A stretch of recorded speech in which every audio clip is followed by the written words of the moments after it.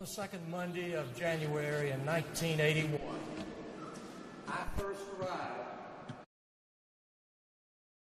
the newly elected state senator.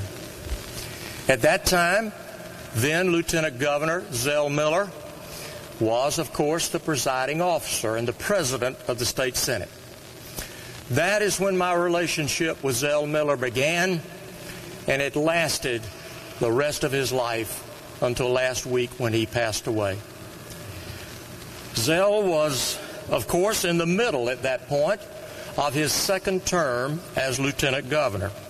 And, of course, as president of the Senate, he had the power that that office bestowed upon him.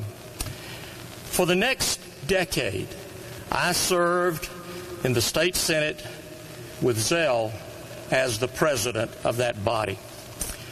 So, as I look back on that period of time, it was a pivotal time in my life, and it was also a pivotal time in the life of Georgia.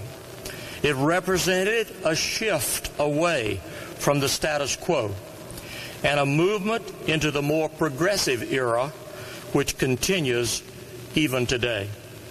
That transition was difficult and dominated by strong personalities, of which the late Speaker Tom Murphy and Governor Zell Miller were at the forefront of that issue.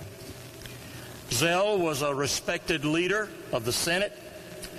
I benefited from his willingness to depart from the age-old priority of seniority in determining the chairmanships of committees in the Senate. I was fortunate that after only my first term, 2 years in office, he selected me to be the chairman of the Judiciary Committee, a very pivotal point in my life. Now, at one point, Zell decided to be magnanimous and to give away his power of appointing chairman. He very soon realized that was a bad mistake, and he quickly took it back. Now, he was someone that was not afraid to exercise the authority that his position gave him. I know that he realized that that was a tool that really could be used effectively. And he didn't shy away from exercising that power, as was demonstrated in a more significant way by the removal of a senior senator from his chairmanship on a very powerful committee in the Senate. And that was because he didn't follow the instructions that Zell had given him. From 1991 through 1992, which was my last term in the state Senate, and I was honored to be the president pro tem of the body for those 2 years, Zell was our governor. And he actively pursued that first 2 years, he actively pursued those platform issues that he had campaigned upon, not the least of which was the institution of the state lottery. Now, the rest, of course, is history. And we have recalled that history over the last several days since his passing. To the family, let me just say thank you for being a part of his life, for being a part of the fabric that has made our state great. A lot of that lies at his feet, and thank you for being his support. That has been very important. It was important for him, and I think it is important for all of us. Now, his achievements as governor are truly legendary, as was his career in the United States Senate. I think that fact is verified by yesterday, in which 3 of the 5 living presidents of the United States attended his funeral here in our capital city. Now, a lot of things were happening at this point in time. I mentioned it was a transition from an old status quo environment to a more progressive environment, which I am proud to say has moved our state forward in many, many arenas. About that same point in time, in fact, it was the same point in time in 1990 when Zell was campaigning for governor, that another young man in central Georgia was campaigning to be a state senator. He was successful in his efforts and then became a member of the state Senate.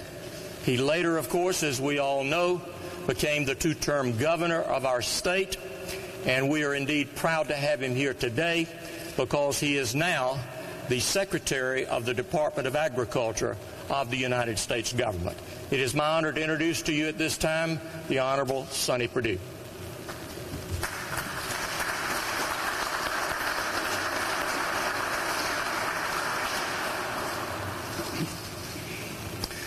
Ms. Miller and family, I hope over the last few days you've been able to just get a glimpse of how your husband was revered, esteemed, and beloved across this great state and across this country.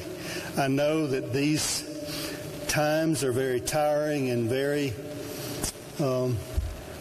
draining on you personally, but I appreciate your willingness in our nation to celebrate the life of Zell from Towns County.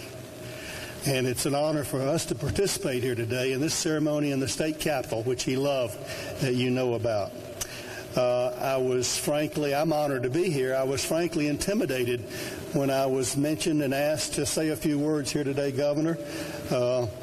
And typically, I know you do, but I always turn to Mary in those kind of situations when I don't know what to say. What do you say about Zell Brian Miller from Towns County, in these kind of situations? And just like typically like wisdom, we at that time thought that Governor Barnes and Governor Harris were going to be here as well. And I said, Mary, what do you do? She said, well, you're no longer governor. You're not going to be as present as Governor Miller is, so don't try to do that. You're not going to be as wise and erudite as Governor Harris is, and you're not going to be as clever and funny as Governor Barnes is. Just be yourself. So that's what I hope to do today, is to be myself as a citizen of Georgia, a citizen of the United States, who loved and understood the mission and the heart of Zell Miller in the way that he did. Governor talked about the fact that I followed him by 10 years in the state Senate. He was our first president pro tem that I served under in the state Senate, along with Lieutenant Governor Howard back here. And Governor Miller had just become governor. And I think what the people appreciated is he governed on what he campaigned on. And he was determined. You know him to be very forceful and decisive and knew where he wanted to go. Usually, I think what I found during that time, in these sort of occasions, you like to tell funny stories and anecdotes, Steve, about what happened. With Zell Miller, there weren't many funny times in those days. It was all business. And if you were summoned to the second floor, you better be ready to explain yourself. And I'll give you an example of that in just a later.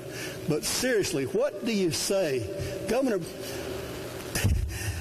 talked about it, but what do you say about the man who gave Georgia hope? And we don't talk about hope as just the program, but you talked about that progression there, Governor Deal, as far as moving Georgia forward and the time period. I remember Georgia as a native. Georgia was really still coming out of that old vestiges of the Depression and coming forth, and many people in the United States still consider Georgia kind of a backwater state. And yet, Zell Miller, I think, put Georgia on the rails to become a modern state, a progressive state, and a state of achievement that we'll conclude in a little bit talking about that. But that was the beginning of a new era in that way, of the way people looked at Georgia, the way we looked at ourselves. And your husband, your father, your grandfather was responsible for much of that. The HOPE program itself, who would have imagined, who would have understood and instinctively known Steve, of the connection between higher education and economic development. I think Governor Miller, and I love that he enjoyed the title of governor, even more so senator than Senator Isaacson, than the senator title, because I can appreciate that now where I am. But it's not so much a Mother May I environment down here. But anyway, who would have understood instinctively the connection between higher education and what its potential was for economic development of where we move? Zell Miller did. And that was the beginning of understanding with the Hope Scholarship, reversing the brain drain, if you remember, of our best and brightest students leaving Georgia, going to the Stanfords and the Dukes and all across this country, the MITs. Very bright and capable students, but they were going for education elsewhere. Now what's the biggest political challenge you have, Governor? When supporters call and say, my son or daughter can't get into the University of Georgia or Georgia Tech, you know?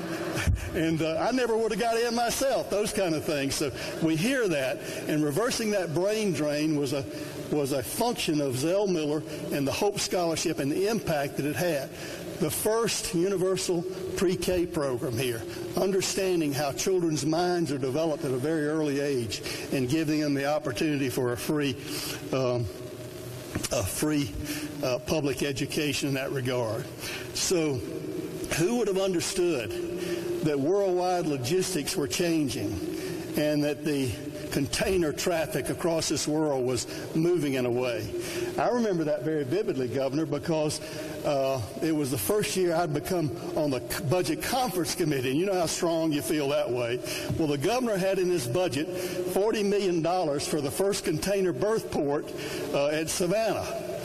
I didn't understand, and I took the money out because, Governor, that was Lieutenant Governor Howard, that was where the grain elevators were there in Savannah. And as an agriculturalist, I knew our farmers were shipping wheat and other things worldwide through those ports. So I took the money out. I got summoned to the second floor. And I understood very quickly the vision that Governor Miller had about making the Savannah port a worldwide destination for logistics, and see what it is today. That was the kind of vision that he had in leading the state in very specific kind of ways of doing that. That money got put back in, as you might imagine. But just think about that. Education, economic development, and the ports. The connection between all these things is amazing.